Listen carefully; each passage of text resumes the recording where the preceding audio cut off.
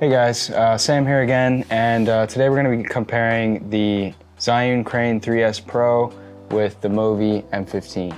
So let's get into it. So the Zhiyun Crane 3S Pro was just released pretty recently. It supports about 14.5 pounds payload, whereas the Movi M15 is a little older, and this is from Freefly Systems. They make the Movi Pro, which is the newer version of this model, and this holds up to 15 pounds. So they're kind of in the same range. This was a little more expensive used than this one was new. So the point of this is to kind of compare something that's in a similar price range and has similar specs, so that you guys can get a better idea of where this stands in comparison to a tool that was meant for pros like this Movi M15. The categories that we're going to be comparing today are going to be the price, performance, the power options, build quality and durability, weight, portability, form factor, time it takes to balance each one, and the ease of use. So the first category being the price, the Crane 3S Pro kit is about $400 to $700 cheaper than what I paid for this M15. Despite the fact that this is used, this still is a lot cheaper. So next, probably the biggest category and one of the most important is the performance. So we put these two gimbals through a pretty rigorous testing. Basically, we wanted to see how they stack up against each other in a real world scenario. What we did is we used the Blackmagic Pocket Cinema camera 6K version, and we used a 35mm Rokinon Cine lens. We have a Nucleus Nano follow focus on here, an SSD, and we're powering this with a battery pack. We put that setup on the Crane 3S and the Movi. We just wanted to see how it would perform on each setup. So the first shot here, I really wanted to test how well these gimbals can handle a slow moving push-in, which is a really hard move to perform on a gimbal. And this is taken on the Zhiyun Crane 3S Pro. You can see there's definitely some shake in this. This was taken in underslung mode. Here we have the first shot on the Movi, and you can see this is pretty stable. There's really not much jitter, minimal shake, so this turned out pretty well. And then here we have a comparison shot of the two. Zhiyun Crane is on the right and the Movi is on the left, and you can see the Movi is definitely doing better in this situation. So the second shot here is a faster moving push-in, and that's a little more common on gimbals. So here we have the second shot on the Crane 3S, and you can see it handled this shot really well. There's really not much shake, left or right, up and down. And here we have the second shot on the Movi, and this looks pretty good as well. There's really not too much jitter. You can see a little bit of shake here at the end when the camera stops moving forward. So comparing these two shots, I would kind of give the advantage to the Crane 3S on this one. They both did a really good job though.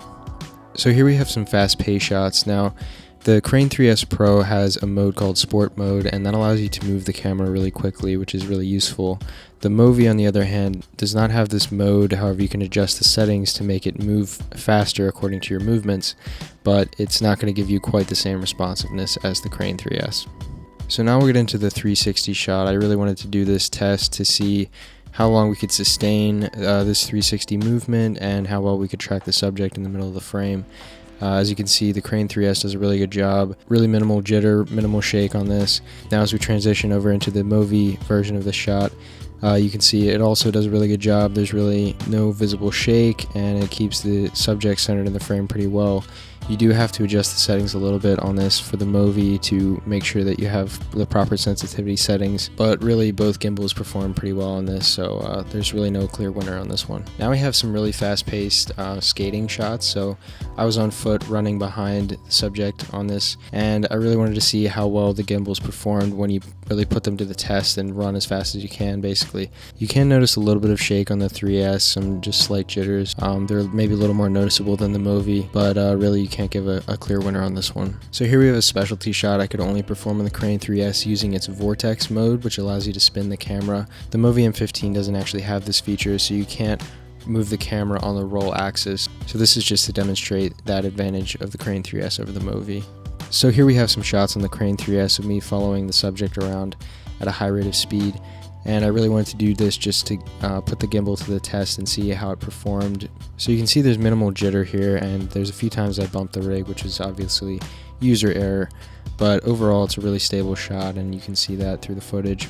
There are occasionally some slight jitters, but nothing too noticeable. So as we transition into the Movi shots here, you can see it's really smooth. So the advantage here that the Crane 3S has is it was a little more responsive. I did have the settings about in the sweet spot for the Movi, and it was still a little less responsive than the Crane 3S. However, you notice there's pretty much no jitter, and it's really smooth.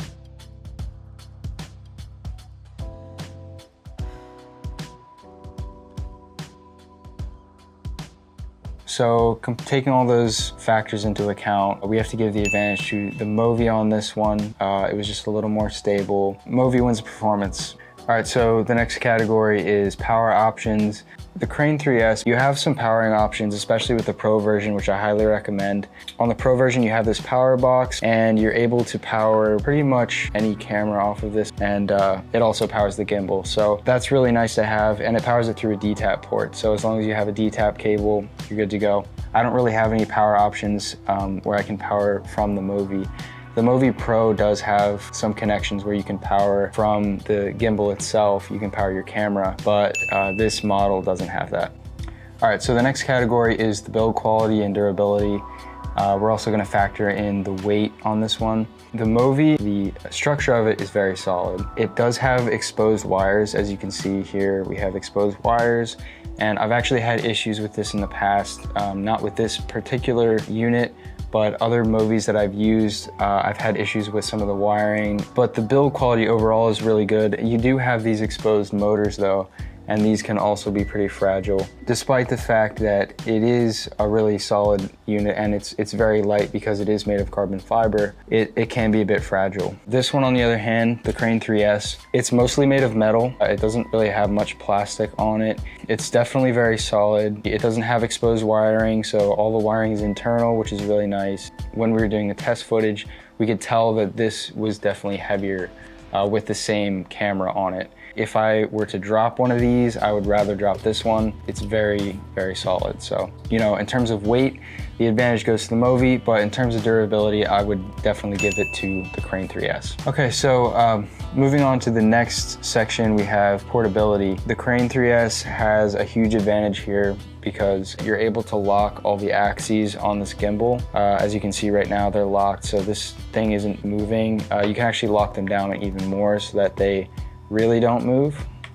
They're like really solid in there. The Movi, you don't have that option. If you don't have it turned on, it's just gonna be hanging, swinging freely like this. It's more meant for professional use on a professional set.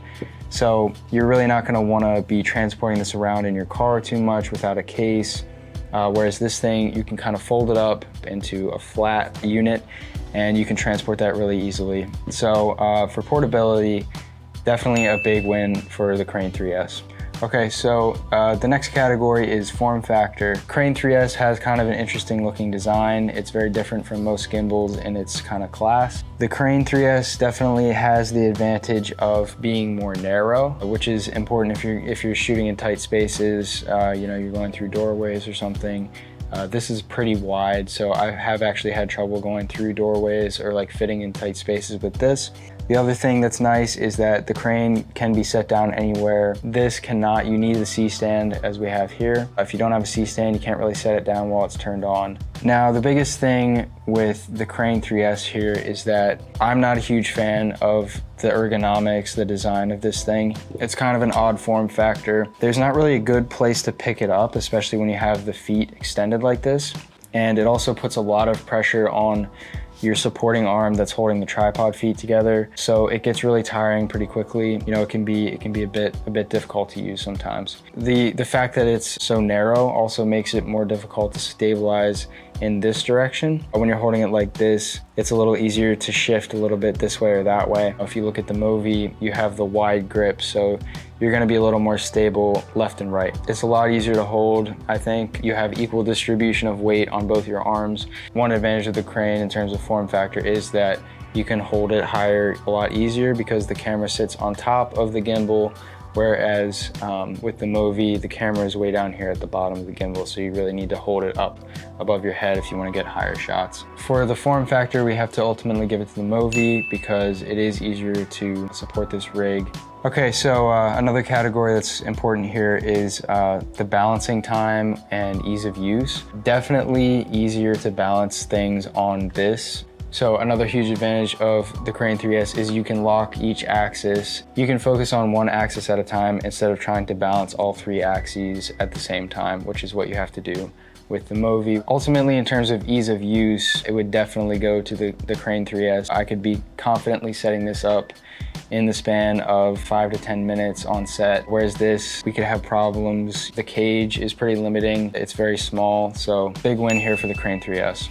So these both do have an app. The app for the Crane is a little better in my opinion. You can do a little more with it. You have motion control options, you have live feed options if you have the transmitter that comes with the Pro Kit. The app for the Movi can be a little finicky. I would give the advantage on the app to the Crane 3S. So ultimately with this comparison, it comes down to what you want your gimbal to do. The Movi is built for professionals. So if you're gonna be shooting films, you're shooting features, professional on-set work, you might want to invest in the Movi. It's meant for that type of thing. If you're going to be doing run and gun work, corporate work, music videos, anything like that, the Crane 3S is definitely better for that. And you could get away with working on bigger sets or films, short films with the Crane 3S. So ultimately it comes down to what you want to do with it. We hope this video was helpful for you guys. Hopefully it gave you some insight into how this gimbal compares to, you know, a high-end professional gimbal. So thanks for watching, and hit the subscribe button for future videos, and we'll see you in the next one.